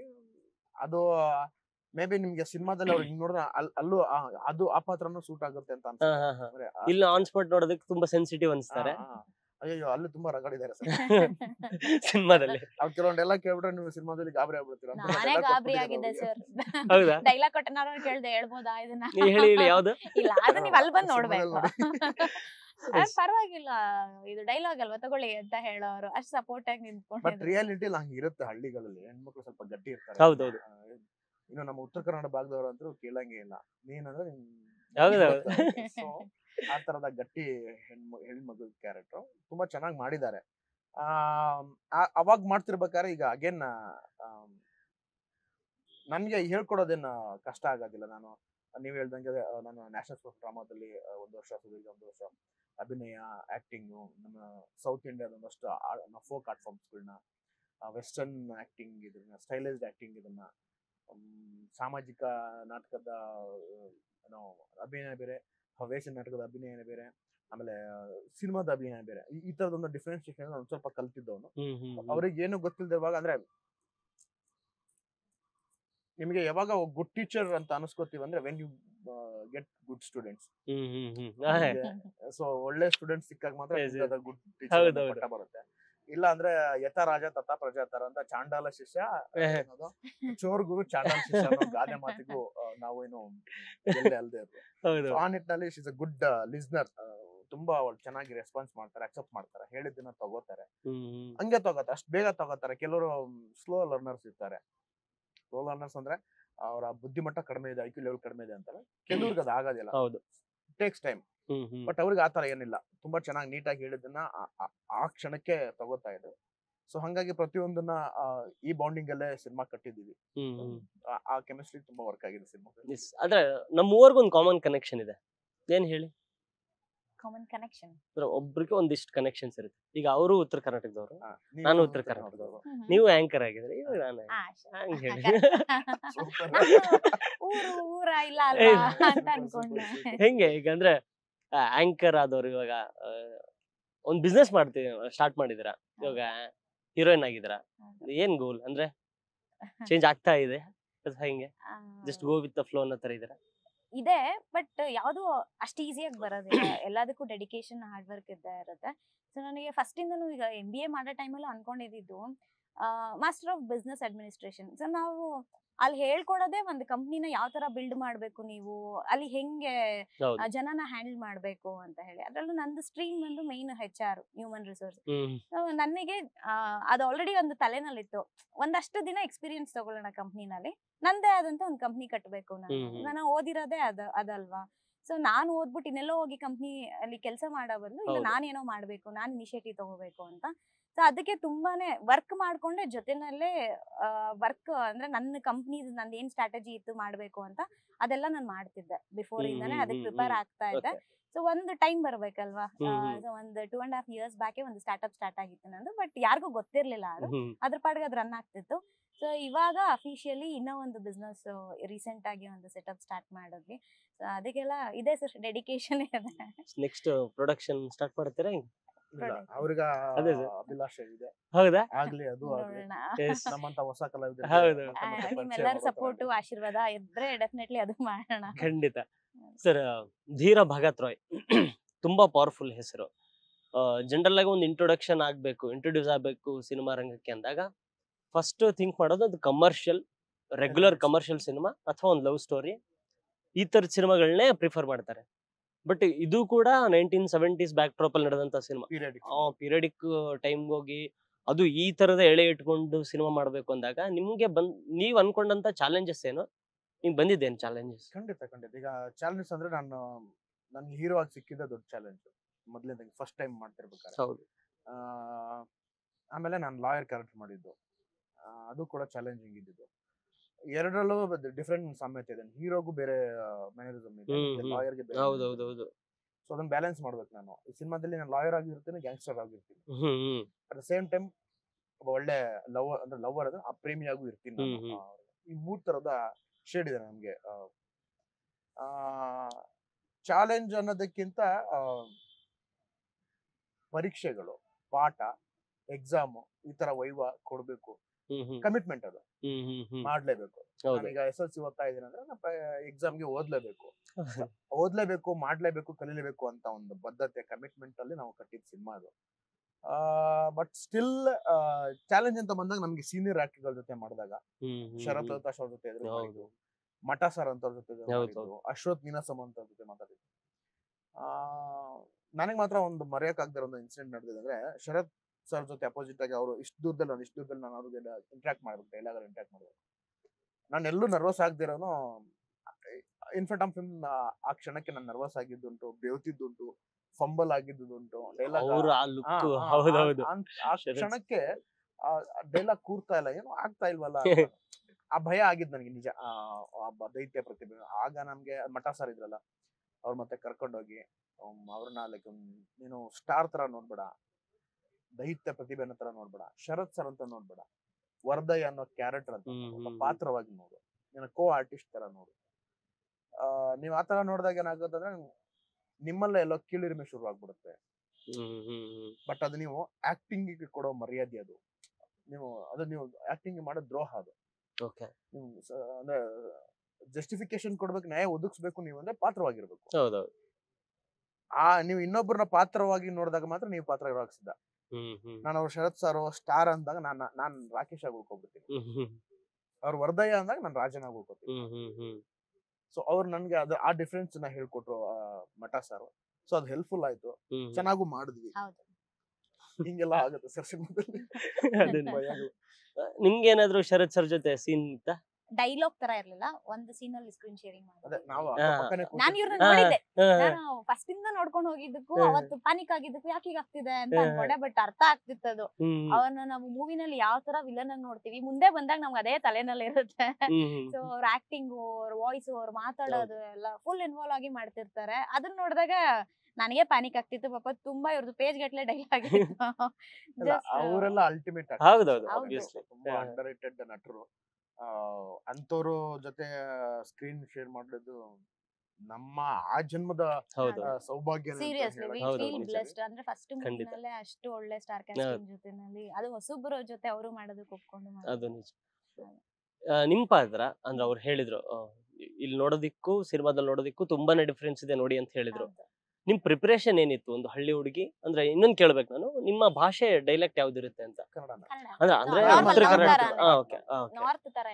ಎಲ್ಲರಿಗೂ ರೀಚ್ ಆಗೋ ತರನೇ. That's nice. ಪ್ರಿಪರೇಷನ್ ಹೇಗಿತ್ತು ಒಂದು ಹಳ್ಳಿ ಹುಡುಗಿಯಾಗಿ? ಆ ಪಾತ್ರದಲ್ಲಿ ಇರೋದು ಎಷ್ಟು ಕಷ್ಟ ಅನಿಸ್ತು? ಇನಿಷಿಯಲಿ ಸ್ವಲ್ಪ ಅಂದ್ರೆ ಆ ಮೂಡ್ಗೆ ಬರ್ಬೇಕು ನಾನು. ಸಾವಿತ್ರಿ ಕ್ಯಾರೆಕ್ಟರ್ ಅಂದ್ರೆ ಬಿಫೋರ್ ಇವ್ರಿಗೆಲ್ಲ ಕಾಸ್ಟ್ಯೂಮ್ ಹಾಕ್ತಿದಂಗೆ ಇವ್ರು ಆಲ್ರೆಡಿ ರಾಜನ್ ಆಗಿರ್ತಾರೆ, ಮಾತಾಡ್ಸೋದು ಹಂಗೇನೆ. ಬಟ್ ನನಗೆ ಸ್ಟಾರ್ಟಿಂಗ್ ಒಂದಷ್ಟು ದಿನ ಅದು ಪ್ರಾಕ್ಟೀಸ್ ಮಾಡ್ಕೊಂತಾ ಇದ್ದೆ ನಾನೇನೆ. ಬಟ್ ಸರ್ ಅಂದ್ರೆ ಬಿಫೋರೇ ಅವರು ಫಿಕ್ಸ್ ಆಗ್ಬಿಟ್ಟಿದ್ರು, ಲುಕ್ ಟೆಸ್ಟ್ ಎಲ್ಲ ಆಗಿತ್ತು. ಸೊ ಹೀಗೆ ಇರುತ್ತೆ ಅನ್ನೋದು ಒಂದು ಐಡಿಯಾ ನನಗೂ ಇತ್ತು. ಬಟ್ ಇನ್ವಾಲ್ವ್ ಆಗಿ ಆಕ್ಟ್ ಮಾಡಿದಾಗ ಅದರ ರಿಸಲ್ಟೇ ಬೇರೆ ಇರುತ್ತೆ ಅಂತ ನನಗೆ ಗೊತ್ತಾಯ್ತು ಒಂದೆರಡು ಶೂಟ್ ಆದ್ಮೇಲೆ. ಸೊ ಅವಾಗಿಂದ ಅದನ್ನ ಅಡಾಪ್ಟ್ ಮಾಡ್ಕೊಳೋದಕ್ಕೆ ಸ್ಟಾರ್ಟ್ ಮಾಡಿದೆ. ಸೆಟ್ ಅಲ್ಲಿ ಇದ್ದಾಗ್ಲೂ ಅಷ್ಟೇ, ಎಲ್ಲರೂ ಯಾರು ನನ್ನ ಹೆಸರು ಕರೀತಿರ್ಲಿಲ್ಲ. ಸಾವಿತ್ರಿ ಮೇಡಮ್ ಅನ್ನೋರು, ಸಾವಿತ್ರಿ ಅನ್ನೋರು, ಇವರು ಹಾಗೇನೆ ಸಾವಿತ್ರಿ ಅಂತಾನೆ ಮಾತಾಡಿಸ್ತಾ ಇದ್ದಿದ್ದು. ಎಲ್ಲರೂ ಅದೇ ತರ ಇದ್ದಿದ್ರಿಂದ ನನ್ಗೆ ಎಲ್ಲೂ ಕಷ್ಟ ಅಂತ ಅನ್ನಿಸ್ಲಿಲ್ಲ. ಸೊ ಈಸಿಯಾಗಿ ಇನ್ವಾಲ್ವ್ ಆಗೋಗ್ತಿದ್ದೆ ನಾನು ಕ್ಯಾರೆಕ್ಟರ್. ಆಫ್ ದ ಸ್ಕ್ರೀನ್ ಕೂಡ ಪಾತ್ರವಾಗಿದ್ದಾಗ ಸ್ವಲ್ಪ ಈಸಿ ಆಗಿದ್ದು. ಕ್ಯಾಮ್ರಾ ಮುಂದೆ ಮಾಡ್ತಾ ಕಲಿಯೋದಕ್ಕಿಂತ ಅದಕ್ಕೂ ಬಿಫೋರ್ ಪೂರ್ವ ತಯಾರಾಗಿ ನಾವು ನಾರ್ಮಲ್ ಆಗಿ ಇದ್ದಾಗಲೂ ಪಾತ್ರಧಾರಿಯಾಗಿದ್ದಾಗ ನಮ್ಗೆ ಸ್ವಲ್ಪ ನಾವು ಕಲಿಕೆ ಪ್ಲಸ್ ಆಗಿ ಹಾಗಿದ್ದು. ಲಂಚ್ ಬ್ರೇಕ್ ಆಗ್ಲಿ, ಒಂದು ಸಣ್ಣ ಶಾರ್ಟ್ ಬ್ರೇಕ್ ಇದ್ರೂನು ಯಾರು ಕ್ಯಾರೆಕ್ಟರ್ ಇಂದ ಆಚೆ ಬರ್ತಿರ್ಲಿಲ್ಲ. ನಾನು ಅದನ್ನ ಸ್ಟಾರ್ಟಿಂಗ್ 2 days ನೋಡ್ಕೊಂಡ್ಬಿಟ್ಟೆ ನಾನು. ಆಮೇಲೆ ಅರ್ಥ ಆಯ್ತು ನನಗೆ, ಹೀಗಿದ್ರೆ ನಾವು ಕಂಪ್ಲೀಟ್ ಇನ್ವಾಲ್ವ್ ಆಗಿದ್ರೆ ಅದು ಈಸಿ ಇರುತ್ತೆ ತಗೊಂಡೋಗೋದಕ್ಕೆ ಅಂತ ಹೇಳಿ. ಆಮೇಲೆ ಬಿಫೋರೇ ವಾಕಿಂಗ್ ಸ್ಟೈಲು, ಸ್ಮೈಲು ಇದೆಲ್ಲ ಹೇಳೋರು ಸರ್. ಒಂದಷ್ಟು ರೆಫರೆನ್ಸ್ ಕಳ್ಸೋರು ನನಗೆ, ಟ್ರೈನ್ ಮಾಡೋರು, ಹೇಳ್ಕೊಡೋರು. ಒಂದಷ್ಟು ಡೈಲಾಗ್ ಹೇಳ್ಬಿಟ್ಟು ಈ ತರ ಅಲ್ಲ, ಈ ಫ್ಲೋ ಅಲ್ಲಿ ಬರ್ಬೇಕು ಅಂತ ಹೇಳೋರು. ಪ್ಲಸ್ ಶೂಟ್ ಅಲ್ಲಿ ಎಲ್ಲ ಒಟ್ಟಿಗೆ ಇದ್ದಿದ್ರಿಂದ ಪ್ರತಿಯೊಬ್ರು ಹೇಳ್ಕೊಡೋರು ನನಗೆ. ರಾಕೇಶ್ ಅವ್ರು ಹೇಳ್ಕೊಡೋರು, ಮಠ ಸರ್ ನನ್ನ ತಂದೆ ರೋಲ್ ಮಾಡಿರೋದು ಅವರು. ಅವ್ರಂತೂ ಈಗ್ಲೂ ಹಾಗೆ ಕರೀತಾರೆ ಮಗಳೇ ಅಂತಾನೆ. ಸೊ ಡೇ 1 ಅವ್ರನ್ನ ನೋಡಿದಾಗ ಅವತ್ತು ನಂದು ಅವ್ರದ್ದು ಶೂಟ್ ಇತ್ತು, ನನಗ್ ಭಯ ಇತ್ತು. ರಾಕೇಶ್ ಅವ್ರಂತೂ ಮಾತಾಡಿಸ್ಬಿಟ್ಟೆ, ಓಕೆ ಗೊತ್ತಾಯ್ತು ನನ್ಗೆ ಇವ್ರು ಹೇಗೆ ಏನು ಅಂತ. ಬಟ್ ಸೀನಿಯರ್ ಆರ್ಟಿಸ್ಟ್ಗಳು ಬಿಫೋರ್ ಸಿಗಲ್ಲ ಅವ್ರಿಗೆ, ಡೈರೆಕ್ಟ್ ಸೆಟ್ಗೆ ಬರ್ತಾರೆ ಅವರು. ಬಂದಾಗ ನಾನ್ ಹೆದರ್ಕೊಂಡು ಒಂದ್ಸಲ ಮಾತಾಡ್ಬಿಡೋಣ ಸರ್ ಹತ್ರ ಅಂತ ಅನ್ಕೊಂಡೆ. ನೋಡಿದ ತಕ್ಷಣ ಅವರೇ ಕಂಡು ಹಿಡಿದ್ರು. ನಾನು ನಿಮ್ ರೀಲ್ಸ್ ಫಾಲೋ ಮಾಡ್ತೀನಿ, ಇನ್ಸ್ಟಾಗ್ರಾಮ್ ಎಲ್ಲ ನೋಡ್ತೀನಿ, ನಿಮ್ ವಾಕಿಂಗ್ ಸ್ಟೈಲ್ ಎಲ್ಲ ನೋಡ್ತೀನಿ ಅಂತ. ಅವಾಗ ಸ್ವಲ್ಪ ಸಮಾಧಾನ ಆಯ್ತು, ಎಲ್ಲೋ ನೋಡಿದ್ದಾರೆ ನನ್ನ ಸರ್ ಅಂತ. ಆಮೇಲೆ ಹೇಳ್ದೆ, ಇಲ್ಲ ಫಸ್ಟ್ ಟೈಮ್ ಸರ್ ಆಕ್ಟ್ ಮಾಡ್ತಿರೋದು ಅಂತ. ಇಲ್ಲ ಬಿಫೋರೇ ಹೇಳಿದ್ರು ನನಗೆ. ನಂದು ಅವ್ರದ್ದು ಕಾಂಬಿನೇಷನ್ ತುಂಬಾ ಇತ್ತು, ಮಗಳು ತಂದೆ ಮಗಳು ರೋಲ್ ಅಲ್ವಾ. ಸೊ ಹಾಗಾಗಿ ಡೈರೆಕ್ಟರ್ ಆಲ್ರೆಡಿ ಇನ್ಫಾರ್ಮ್ ಮಾಡಿದ್ದಾರೆ ಅಂತ ಹೇಳಿ ನೋಡ್ತಿದ್ದಂಗೆ ಮಗಳೇ ಅಂತಾನೆ ಮಾತಾಡ್ಸಕ್ ಸ್ಟಾರ್ಟ್ ಮಾಡಿದ್ರು. ಅದೇ ಫ್ಲೋನಲ್ಲೇ ಇರ್ತಿದ್ವಿ ನಾವು ಫುಲ್ ಶೂಟ್ ಅಲ್ಲೆಲ್ಲ. ನಿಮ್ ಇನ್ಸ್ಟಾಗ್ರಾಮ್ ನಿಮ್ಗೆ ಕ್ಯಾರೆಕ್ಟರ್ ಸಿಗೋದ್ರಲ್ಲಿ ಒಂದಿಷ್ಟು ಹೆಲ್ಪ್ ಆಯ್ತು ಅಂತೀರಾ? ಇಲ್ಲ ಇಲ್ಲ ಇಲ್ಲ ಹೇಳಿ ಹೆಂಗೆ? ಬಿಫೋರೇ ಶೂಟಿಂಗ್ ಸ್ಟಾರ್ಟ್ ಆಗೋಗಿತ್ತು ನಮ್ದು. ನಂದು ಇನ್ಸ್ಟಾ ಯಾವಾಗ ಸ್ವಲ್ಪ ಅಂದ್ರೆ ಸರ್ ನೋಡ್ತಿದ್ರು, ರೆಗ್ಯುಲರ್ ಆಗಿ ಪೋಸ್ಟ್ ಆಗ್ತಿದ್ದೆ, ಫೋಟೋಸ್ ಆಗ್ತಿದ್ದೆ, ಅದೆಲ್ಲ ಓಕೆ. ನಂದು ವೈರಲ್ ಆಗೋದಕ್ಕೆ ಸ್ಟಾರ್ಟ್ ಆಗಿದ್ದು, ಜನ ರೀಚ್ ಆಗೋದಕ್ಕೆ ಸ್ಟಾರ್ಟ್ ಆಗಿದ್ದು ಲಾಕ್ಡೌನ್ ಟೈಮ್ ಅಲ್ಲಿ. ಮಾಡಕ್ ಬೇರೆ ಕೆಲಸ ಇರ್ತಿರ್ಲಿಲ್ವಲ್ಲ. ಸೊ ಆಲ್ ಆಫ್ ಸಡನ್ ಎಲ್ಲ ಆಗಿದ್ದು ಲಾಕ್ಡೌನ್ ಎಲ್ಲ. ಸೊ ಆ ಟೈಮ್ ಅಲ್ಲಿ ಬಿಫೋರ್ ಇಂದನೂ ಅಷ್ಟೇ ಸ್ವಲ್ಪ ವರ್ಕೌಟ್ಸ್, ಜಿಮ್ ಅಂತ ಹೋಗ್ತಿದ್ದೆ, ಅಲ್ಲೆಲ್ಲ ಫೋಟೋಸ್ ವಿಡಿಯೋಸ್ ಮಾಡ್ತಿದ್ದೆ. ಇದನ್ನ ಸೀರಿಯಸ್ ಆಗಿ ತಗೊಂಡೆ ನಾನು. ಅಂದ್ರೆ ಆಯ್ತು ಇವಾಗ ಹೇಗಿದ್ರು ಫ್ರೀ ಆಗಿದ್ದೀನಲ್ವಾ, ಮಾಡೋಣ ರೀಲ್ಸ್ ಮಾಡೋಣ, ವಿಡಿಯೋಸ್ ಮಾಡೋಣ ಅಂತ. ವಾಕ್ ಹೋಗ್ತಿದ್ವಿ ನಾವು ತುಮಕೂರಲ್ಲಿ ನಾಮಚಿಲ್ಮೆ, ದೇವರಾಯನ ದುರ್ಗ ಅಂತೆಲ್ಲ ಗೊತ್ತಿರುತ್ತೆ. ಸೊ ಅರ್ಲಿ ಮಾರ್ನಿಂಗ್ ಏನ್ ಮಾಡ್ತಿದ್ವಿ, ಕಾರ್ ಎತ್ಕೊಂಡೋಗಿ ಅಲ್ಲಿ ಎಂಟ್ರೆನ್ಸ್ ಅಲ್ಲಿ ಹಾಕಿ ಒಂದಷ್ಟು ಕಿಲೋಮೀಟರ್ ನಡೀತಿದ್ವಿ ನಾವು. ಸೊ ಅಲ್ಲಿಂದ ಮತ್ತೆ ರಿಟರ್ನ್ ಬರ್ತಾ ಟೈಮ್ ಪಾಸ್ ಆಗ್ಬೇಕಲ್ಲ, ಸುಸ್ತಾಗ್ಬಿಡೋದು. ಸೊ ರೀಲ್ಸ್ ಮಾಡೋದು, ಟೈಮ್ ಪಾಸ್ ಮಾಡ್ಕೊಂಡು ನಾನು ನನ್ನ ಕಸಿನು ಫ್ರೆಂಡ್ಸ್ ಎಲ್ಲ ಓಡಾಡ್ತಾ ಇದ್ವಿ. ಸೊ ಆ ವಿಡಿಯೋಸ್ ವೈರಲ್ ಆಗೋದಕ್ಕೆ ಸ್ಟಾರ್ಟ್ ಆಯ್ತು. ಸುಸ್ತಾಯ್ತು ಅಂತ ರೀಲ್ಸ್ ಮಾಡೋದು, ರೀಲ್ಸ್ ಮಾಡಿ ಸುಸ್ತಾಗ ಅಷ್ಟೇ. ಹೌದು. ಸೊ ಹಾಗಾಗಿ ಬಿಫೋರೇ ಸ್ಟಾರ್ಟ್ ಆಗೋದು. ಸರ್ ಎಲ್ರು ಕೇಳಿರ್ತಾರೆ, ತುಂಬಾ ಪ್ರೆಸ್ ಮೀಟ್ ಅಲ್ಲಿ ನಾನು ಕೇಳಿದೀನಿ ಈ ಪ್ರಶ್ನೆನ, ಬೇರೆಯವ್ರು ಕೇಳ್ತಿರೋದು. ಅಂದ್ರೆ ಕಾಟೇರ ಸಿನಿಮಾಗೂ ಈ ಸಿನಿಮಾಗೂ ಒಂದಿಷ್ಟು ಸಿಮಿಲಾರಿಟೀಸ್ ಇದೆ. ಅದು ಕೂಡ ಉಳುವವನೇ ಹೊಲದೊಡೆಯ ಅನ್ನುವಂತಹ ಅದೇ ಲೈನ್ ಮೇಲೆ ಬಂದಂತಹ ಸಿನಿಮಾ ಅಂತ. ಇದು ನಿಮಗೆ ಗೊತ್ತಾಗಿದ್ ಯಾವಾಗ? ಅಂದ್ರೆ ಡೆಫಿನೆಟ್ಲಿ ನಿಮ್ ಶೂಟ್ ಅಂತೂ ಸ್ಟಾರ್ಟ್ ಆಗಿರುತ್ತೆ ಕಾಟೇರ ಸಿನಿಮಾ ರಿಲೀಸ್ ಆದಾಗ. ಜೈ ಭೀಮ್ ಅಲ್ಲ, ನಮ್ಗೆ ಸ್ಕ್ರಿಪ್ಟ್ ಶುರುವಾಗಿದ್ದು ತುಂಬಾ ಹಿಂದೆ. ಜೈ ಭೀಮ್ ಬಂದಾಗ ನಿಯರ್ ಬೈ ಬಂತ ಅನ್ನೋ ತರ ನಮ್ಗೆ ಅನ್ಸಿತ್ತು. ಶೂಟ್ ಶುರು ಮಾಡಿರ್ಲಿಲ್ಲ ನಾವು, ಬಟ್ ಆಲ್ರೆಡಿ ನಡೀತಾ ಇತ್ತು. ಒಂದು ಪೋಸ್ಟರ್ ಕೂಡ ನಾವು ರಿಲೀಸ್ ಮಾಡಿದ್ವಿ. ಜೈ ಭೀಮ್ ಅಂತ ಬಂದ ತಕ್ಷಣ ಒಂದ್ಸರಿ ನೋಡಿದ್ವಿ. ಓಕೆ, ಜೈ ಭೀಮ್ ನಿಮ್ಗೆ ಒಂದು ಆದಿವಾಸಿ ಟ್ರೈಬ್ ಕುಟುಂಬದ ಸಿನಿಮಾ ಅದು. ಬಟ್ ಅಲ್ಲಿ ಉಳುವವನೇ ಭೂವೊಡೆಯ ಅನ್ನೋದು ಕಾನ್ಸೆಪ್ಟ್ ಬರೋದಿಲ್ಲ. ಬಟ್ ಅಲ್ಲಿ ಏನಂದ್ರೆ ಅಮಾಯಕರ ಬಗ್ಗೆ ತೋರಿಸಿದ್ದಾರೆ. ಕಾಟೇರ ಅಗೇನ್ ಉಳುವವನೇ ಭೂವೊಡೆಯ. ನಮ್ ಸಿನಿಮಾದಲ್ಲೂ ಉಳುವವನೇ ಭೂವೊಡೆಯ ನೇಮ್ ಮಾತ್ರ ಸೇಮ್, ಆಕ್ಟ್ ಸೇಮ್. ಬಟ್ ಸಿನಿಮಾದಲ್ಲಿ ವಿಷಯ ಬೇರೆ. ಅಲ್ಲಿ ಫ್ಯಾಮಿಲಿ, ಲವ್, ಮತ್ತೆ ಅಲ್ಲಿನ ಹೀರೋಯಿನ್ ಕ್ಯಾರೆಕ್ಟರ್ನ ಸಾಯಿಸುವಂತದ್ದು ಇಷ್ಟೆಲ್ಲ ಆಗತ್ತೆ. ನಮ್ಮ ಸಿನಿಮಾದಲ್ಲಿ ಏನು ಅಂದ್ರೆ ಆ ಲಾ ಏನ್ ಹೇಳುತ್ತೆ, ಉಳುವವನೇ ಭೂವೊಡೆಯ ಅನ್ನೋ ಆಕ್ಟ್ ಫಾರ್ಮ್ ಆಗಿದ್ದು ಯಾವ ರೀತಿ, ಏನಕ್ಕೋಸ್ಕರ ಆಯ್ತು, ಬಟ್ ಅದನ್ನ ಯಾವ ರೀತಿ ಇಂಪ್ಲಿಮೆಂಟ್ ಆಗಿದೆ, ಯಾರಿಗೆ ಸರಿಯಾಗಿ ಸಿಕ್ಕಿತು ಸಿಗ್ಲಿಲ್ಲ ಅನ್ನೋದ್ರ ಬಗ್ಗೆ ಚರ್ಚೆ ಆಗುತ್ತೆ ಸಿನಿಮಾ. ಆಮೇಲೆ ಡೆಪ್ತ್ ಹೇಳಿದ್ವಿ, ನಮ್ದು ಕೋಡ್ ಡ್ರಾಮಾ, ಹೌದು ಹೌದು ಕಂಪ್ಲೀಟ್ ಕೋಡ್ ಡ್ರಾಮಾ. ಸೊ ಹಂಗಾಗಿ ಆ 2-3 ಸಿನಿಮಾದಿಂದ ಭಿನ್ನವಾಗಿದೆ ನಮ್ಮ ಸಿನಿಮಾ. ಖಂಡಿತ. ರೈತರ ಹೋರಾಟ ಇದೆ, ಇಲ್ಲೂ ಒಂದು ನರ್ಮೇದ ಇದೆ, ಒಂದು ಒಳ್ಳೆ ಬ್ಯೂಟಿಫುಲ್ ಲವ್ ಸ್ಟೋರಿ ಇದೆ. ಆಡಿಯನ್ಸ್ಗೆ ಎಲ್ಲೂ ಬೇಸರ ಆಗದೆ ಇರ್ತಕ್ಕಂಥ ಸೀನ್ಗಳನ್ನ ತೆಗ್ದಿದೀವಿ. ನಮ್ಮ ಲವ್ ಸ್ಟೋರಿ ಕೂಡ ಎಲ್ಲಾ ಕೆಟಗರಿಯ ಜನರು ನೋಡುವಂತ ಒಂದು ಲವ್ ಸ್ಟೋರಿ, ತುಂಬಾ ಚೆನ್ನಾಗಿದೆ. ಹೊಸ ರೀತಿಯಲ್ಲಿ ಹೇಳಿದೆ, ಅವ್ರದ್ದು ಘಾಟಿ ಇರ್ತಾರೆ. ಹೀರೋ ಅವ್ನ ಹೋರಾಟದ ಹಿನ್ನೆಲೆ ಕಾನೂನು ಲಾ ಅನ್ನೋ ತರ ಇರ್ತಾನೆ. ಸೊ ಅವರಿಬ್ಬರ ಮಧ್ಯೆ ಹೇಗೆ ಲವ್ ಆಗುತ್ತೆ, ಅದನ್ನ ಹೇಗೆ ಪ್ರೆಸೆಂಟ್ ಮಾಡಿದ್ದಾರೆ, ಅಥವಾ ಸಿನಿಮಾಗೂ ಕತೆಗೂ ಆ ಲವ್ಗೂ ಏನ್ ಸಂಬಂಧ ಸಿನಿಮಾದಲ್ಲಿ ನೋಡಿದ್ರೆ ಪಕ್ಕ ಗೊತ್ತಾಗುತ್ತೆ. ಆಮೇಲೆ ಯಾವ ಸೀನ್ಗೂ ಅಥವಾ ಯಾವ ಕ್ಯಾರೆಕ್ಟರ್ಗಳು ಕೂಡ ಆ ಉಳುವವನೇ ಭೂ ಒಡೆ ಅನ್ನೋ ಕಾಯ್ದೆ ಬಾರ್ಡರ್ ಇಂದ ಆಚೆ ಇಲ್ಲ. ಸೊ ನಾವು ಯಾವ್ದು ಅನ್ಎಕ್ಸ್ಪೆಕ್ಟೆಡ್ ಆಗಿ ತುರ್ಕಿಲ್ಲ ಸಿನಿಮಾದಲ್ಲಿ. ಆಮೇಲೆ ಸಿನಿಮಾದಲ್ಲಿ ಏನೋ ಹೊಡಿಬಡಿ ಅಂದ ತಕ್ಷಣ ಏನೋ ಇಲ್ಲಿ ಹೊಡೆದ್ರೆ ಟ್ರೈನ್ ಅಲ್ಲೇ ಎದ್ದೋಗ್ಬಿಡುತ್ತೆ, ಜೀಪ್ ಗಳು ಆಡ್ತವೆ, ಆ ತರದ ಜಾನರ್ ಫೈಟ್ ಎಲ್ಲ ತುಂಬಾ ರಿಯಲಿಸ್ಟಿಕ್ ಆಗಿ ಮಾಡಿರ್ತಕ್ಕಂಥದ್ದು. ತುಂಬಾ ದೊಡ್ಡ ಸ್ಟಂಟ್ ಮಾಸ್ಟರ್ ನಮ್ಮ ಥ್ರಿಲ್ಲರ್ ಮಂಜು ಸರ್ ಮಾಡ್ಸಿರೋದು, ಆಮೇಲೆ ವಿಕ್ರಮ್ ಸರ್ ಆಗಿ ಮಾಡ್ಸಿರೋದು. ಇವೆಲ್ಲ ಏನೋ ನಮ್ಮ ಸಿನಿಮಾದ ಮೇನ್ ಎಲಿಮೆಂಟ್ಸ್. ಯಾರಿಗೂ ಬೇಸರ ಆಗದೆ ಇರೋ ರೀತಿಲಿ, ಆಮೇಲೆ ಎಲ್ಲಾ ಏನೋ ಹಾಗೇನ್ ಹೇಳ್ದಲ್ಲ, ಎಲ್ಲಾ ಕೆಟಗರಿಯ ಜನರನ್ನ ತುಂಬಾ ಮುಕ್ತವಾಗಿ ಕೂತ್ಕೊಂಡು ನೋಡುವಂತ ಸಿನಿಮಾಗಳನ್ನ ಕೊಟ್ಟಿದ್ದೀವಿ. ಸೊ ಹಂಗಾಗಿ ನಮ್ಗೆ ಆ 2 ಸಿನಿಮಾದಿಂದ ಭಿನ್ನ. ಆಕ್ಚುಲಿ ಭಯ ಆಗಿತ್ತು ಕಾಟೇರ ಬಂದಾಗ, ಉಳುವವನೇ ಭೂಮಿಯ ಒಡೆಯ ನಾವ್ ಅಟ್ಯಾಕ್ ಅದು ಯಾವಾಗ ಕೇಳಿಸ್ಕೊಂಡ್ವಿ, ಸೊ ಸೇಮ್ ಆಗೋಯ್ತಾ ಅನ್ನೋದೊಂದು ಭಯ ಇತ್ತು ನಮ್ಗೆ. ಬಟ್ ಎಲ್ಲ ಹೋಗಿ ಮೂವಿ ನೋಡಿದಾಗ ಫುಲ್ ಸಮಾಧಾನ ಆಯ್ತಾ. ಫಸ್ಟ್ ನೀವೇ ಹೋಗಿರ್ತೀರಾ? ಹೌದು, ಫಸ್ಟ್ ನೋಡ್ಬಿಡೋಣ ಸಿನಿಮಾ. ಕ್ಷೇತ್ರಪತಿ ಬಂದಾಗ್ಲೂ ಹೋಗಿದ್ವಿ ನಾವು. ನವೀನ್ ಶಂಕರ್ ಅವರು ಕ್ಷೇತ್ರಪತಿ ಬಂದ್ರು. ನವೀನ್ ಶಂಕರ್ ಅವ್ರ ಕ್ಷೇತ್ರಪತಿ ಏನ್ ಹೇಳುತ್ತೆ ಅಂದ್ರೆ, ಹೌದಾ ಅಲ್ಲೂ ಆ ಎಲಿಮೆಂಟ್ಸ್ ಇದೆ, ಬಟ್ ಫೋಕಸ್ ಮಾಡೋದು ಬೆಂಬಲ ಬೆಲೆಗೆ, ರೈತರ ಬೆಂಬಲ ಬೆಲೆಗೆ ಫೋಕಸ್ ಮಾಡ್ತಾರೆ. ಸೊ ಅದು ಕೂಡ ಒಂದು ನೆಲಮೂಲದ ಕತೆ. ನಮ್ದು ಕೂಡ ಆ ತರದ ಒಂದು ಅದ್ಭುತವಾದ. ಆಮೇಲೆ ನಮ್ ಡೈರೆಕ್ಟರ್ ಅವ್ರ ಊರಲ್ಲೇ ನಡೆದಿರೋ ಸ್ಟೋರಿ ಇದು, ರಿಯಲ್ ಇನ್ಸಿಡೆಂಟ್ ಗಳನ್ನ ಒಂದಷ್ಟನ್ನ ಮೆಲ್ಕ್ ಹಾಕಿ ಸಿನಿಮಾದಲ್ಲಿ ಕಮರ್ಷಿಯಲ್ ಟಚ್ ಕೊಟ್ಟು, ಅಂದ್ರೆ ಇವಾಗ ನಾ ಇದ್ದದನ್ನ ಇದ್ದಾಗ ಹೇಳಿದ್ರೆ ಜನಕ್ಕೆ ಬೋರ್ ಆಗ್ಬೋದು, ಆರ್ಟ್ ತರ ಆಗ್ಬೋದು. ನೀವು ಅದೇ ಹೇಳಿದೆ, ಫಸ್ಟ್ ಬೋರ್ಡ್ ಹೇಳಿದೆ, ಡೆಬ್ಯೂ ಸಿನಿಮಾಗಳು ಯಾವಾಗ್ಲೂ ಈ ತರ ಕಮರ್ಷಿಯಲ್ ಎಲಿಮೆಂಟ್ಸ್ ಇದ್ದಾಗ ಮಾತ್ರ ಆತರ ಮಾಡ್ತಾರೆ, ಇಂಟ್ರೊಡ್ಯೂಸ್ ಆಗ್ತಾರೆ. ಸೊ ಖಂಡಿತ ಅಷ್ಟು ಎಲಿಮೆಂಟ್ಸ್ ಇಟ್ಕೊಂಡು ನಾವು ಸಿನಿಮಾ ಇಂಟ್ರೊಡ್ಯೂಸ್ ಆಗ್ತಾ ಇದೀವಿ ಸರ್. ಸೂಪರ್. ಅಂದ್ರೆ ನೀವ್ ಹೇಳಿದ್ರಲ್ಲ, ಕಾಟೇರ ಸಿನಿಮಾ ರಿಲೀಸ್ ಆದಾಗ ಅಲ್ಲೋಗಿ ನೋಡಿದ್ವಿ, ಕ್ಷೇತ್ರಪತಿ ಆದಾಗ ಅಲ್ಲೋಗಿ ನೋಡಿದ್ವಿ. ರಿಲೀಸ್ ಆದ್ಮೇಲೆ ಆರಾಮಾಗಿ ಕೂತ್ಕೊಳ್ಳಿ, ನೆಕ್ಸ್ಟ್ ಯಾರು ರಿಲೀಸ್ ಮಾಡ್ಕೊಡ್ರು ಅವ್ರು ಬರೋದ್ ನೋಡ್ಲೇಬೇಕಿಲ್ಲ. ಇಲ್ಲ, ಸ್ವಲ್ಪ ಯಾರೇ ಮಾಡಿದ್ರು ನಮ್ ಸಿನಿಮಾ ಸ್ವಲ್ಪ ಭಿನ್ನವಾಗಿ ಇದೆ, ಅದನ್ನ ಸಿನಿಮಾದಲ್ಲೇ ನೋಡ್ಬೇಕು. ಯಾಕೆಂದ್ರೆ ನಮ್ ಸಿನಿಮಾದಲ್ಲಿ ಹೀರೋ ವಿಲನ್ ಫೈಟ್ ಮಾಡೋದ್ರ ಜೊತೆಗೆ ಆ ಐಡಿಯಾಲಜಿ ಫೈಟ್ ಮಾಡುತ್ತೆ ಸಿನಿಮಾದಲ್ಲಿ. ಶರತ್ ಲೋಹಿತಾಶ್ ಅವರು ಎಂಟೇ ಸಿನಿಮಾ ಫೈಟೇ ಮಾಡಲ್ಲ, ಬಟ್ ಅವ್ರು ಬೇರೆ ತರ ಫೈಟ್ ಮಾಡ್ತಾರೆ.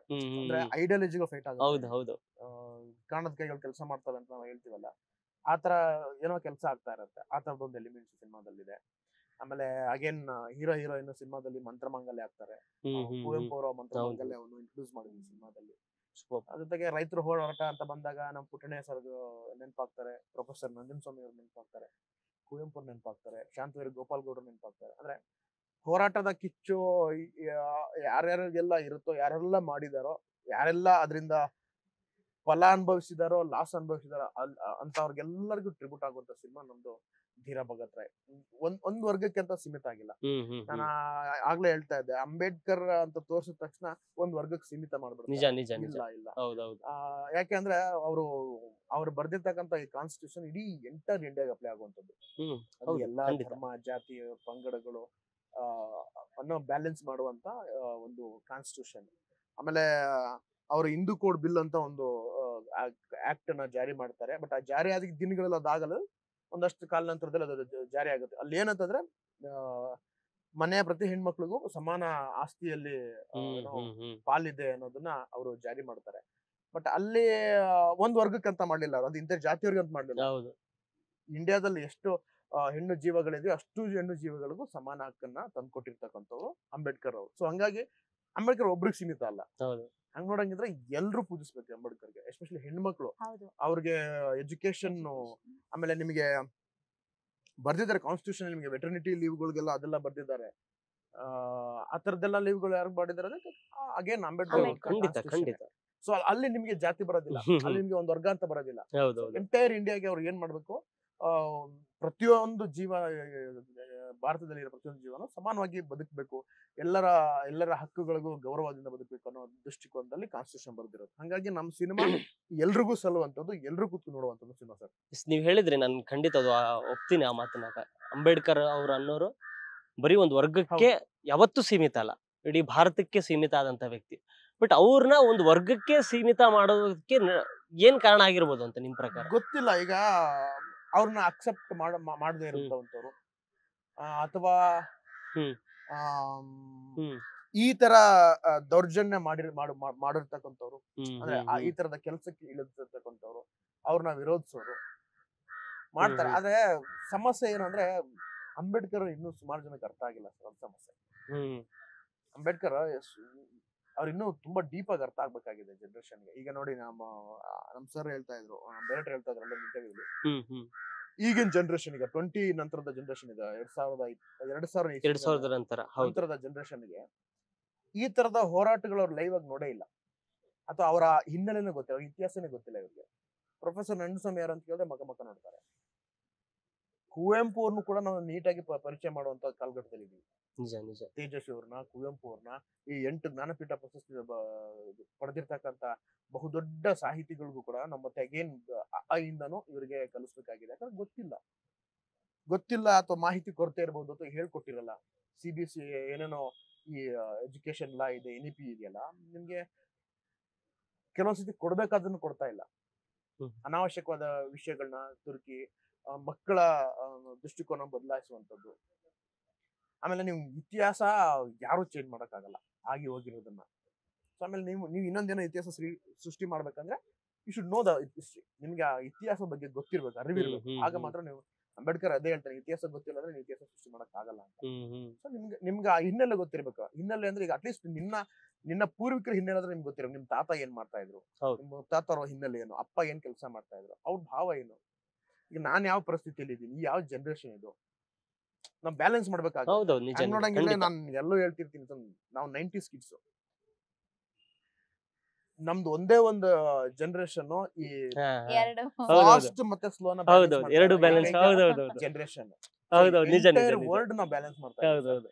ಯಾಕಂದ್ರೆ ನಾವು ಆ ಸ್ಲೋನು ನೋಡಿದೀವಿ, ಇವರ ಈಗ ಫಾಸ್ಟ್ ಫಾರ್ವರ್ಡ್ ಯುಗನು ನೋಡಿದ್ವಿ. ಅದನ್ನ ಎರಡನ್ನೂ ಬ್ಯಾಲೆನ್ಸ್ ಮಾಡ್ತಾ ಇದೀವಿ. ಈ ಸ್ಪೀಡ್ ಇರೋರು ಈ ಸ್ಲೋನ ಕಂಟ್ರೋಲ್ ಮಾಡಕ್ಕಾಗಲ್ಲ, ಅದನ್ನ ಫಾಲೋ ಮಾಡಕ್ಕಾಗಲ್ಲ.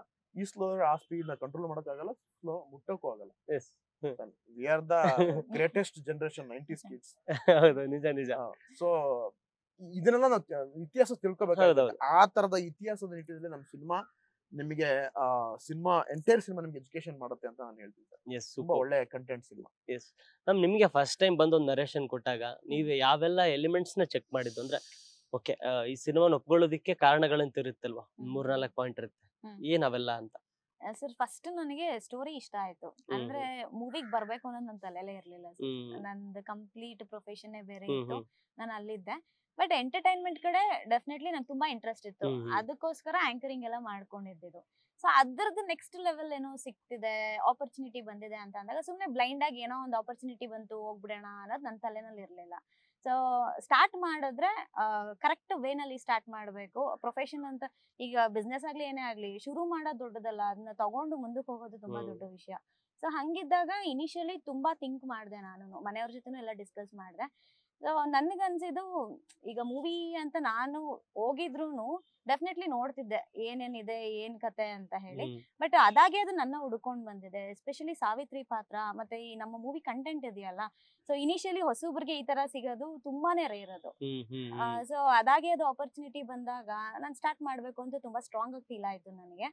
ಮೇನ್ ಕಂಟೆಂಟ್ ಸರ್, ನನಗೆ ಕಂಟೆಂಟ್ ತುಂಬಾ ಇಷ್ಟ ಆಯ್ತು. ಅದ್ರ ಜೊತೆನಲ್ಲಿ ನನ್ನ ಕ್ಯಾರೆಕ್ಟರ್ ಇದೆಯಲ್ಲ, ಸಾಕಷ್ಟು ಹೆಣ್ಣು ಮಕ್ಕಳಿಗೆ ಇನ್ಸ್ಪೈರ್ ಆಗಿ ನಿಂತ್ಕೊಂತಾರೆ. ತುಂಬಾ ಸ್ಟ್ರಾಂಗ್ ಆಗಿ ನಿಂತ್ಕೋಬೇಕು ಅಂತ ತೋರಿಸಿರೋ ಕ್ಯಾರೆಕ್ಟರ್ ಅದು.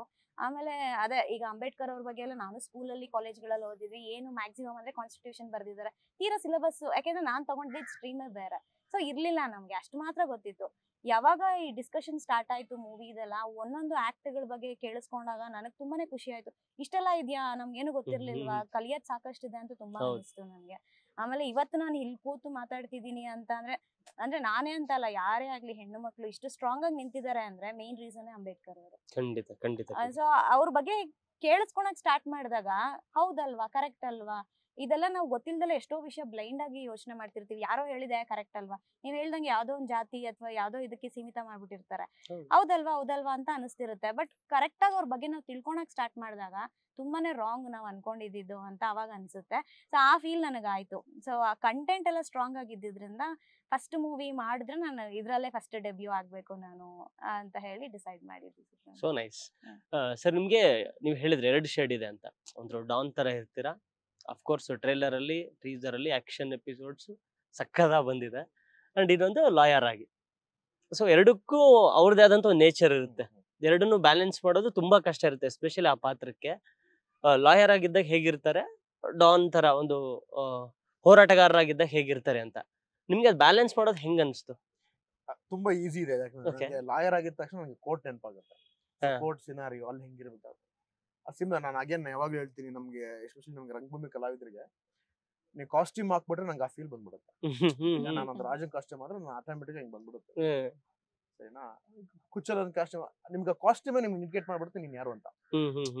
ಈಗ ನೀವು ಕೋಟ್ ಹಾಕಿದ್ರೆ ಲಾಯರ್ ಅಂತ ಹೇಳ್ಬಿಡ್ತೀವಿ. ಯಾವ್ದು ಹರ್ಕಲ್ ಪ್ಯಾಂಟು ಅದ್ ಪ್ಯಾಂಟು ಯಾರೋ ನಿರ್ಗತಿಕ ಬಡವ ಅಥವಾ ಭಿಕ್ಷುಕ ಅಂತ ನೋಡಿದೆ. ಸೊ ನಿಮ್ಗೆ ಕಾಸ್ಟ್ಯೂಮ್ ಅಷ್ಟು ಸಪೋರ್ಟ್ ಮಾಡಿದಾಗ ಆಟೋಮೆಟಿಕ್ ಆಗಿ ಅದು ಬಾಡಿ ಬ್ಲೆಂಡ್ ಆಗ್ಬಿಡುತ್ತೆ. ನನ್ಗೆ ಈಗ ಲಾಯರ್ ಆದಾಗ ನನ್ಗೆ ಕಾನೂನ್ನ ನಾನು ಮೇಂಟೈನ್ ಮಾಡ್ಬೇಕು, ಅದನ್ನ ರೂಲ್ ಮಾಡ್ಬೇಕು ಅಥವಾ ಅದನ್ನ ಲೀಡ್ ಮಾಡ್ಬೇಕು ಅಂತ ಅನ್ಸುತ್ತೆ. ಅದಲ್ದಲೆ ನಾನು ಗ್ಯಾಂಗ್ಸ್ಟರ್ ಅಂದ್ರೆ ನಾನು ರೌಡಿ ಅಲ್ಲ, ಬಟ್ ಆ ಶೇಡ್ ಇದೆ ಅಂದ್ರೆ ನಾನು ಹೊಡೆದಾಟ ಮಾಡ್ತೀನಿ, ಹೋರಾಟ ಮಾಡ್ತೀನಿ ಅಂದಾಗ ಆ ಕಾಸ್ಟ್ಯೂಮ್ ಅಲ್ಲಿ ಇದ್ದಾಗ ನನ್ಗೆ ಅಹಂ ಬರುತ್ತೆ, ಆ ಧೈರ್ಯ ಬರುತ್ತೆ, ಆ ನುಗ್ಗೋ ಫೋರ್ಸ್ ಇರುತ್ತೆ.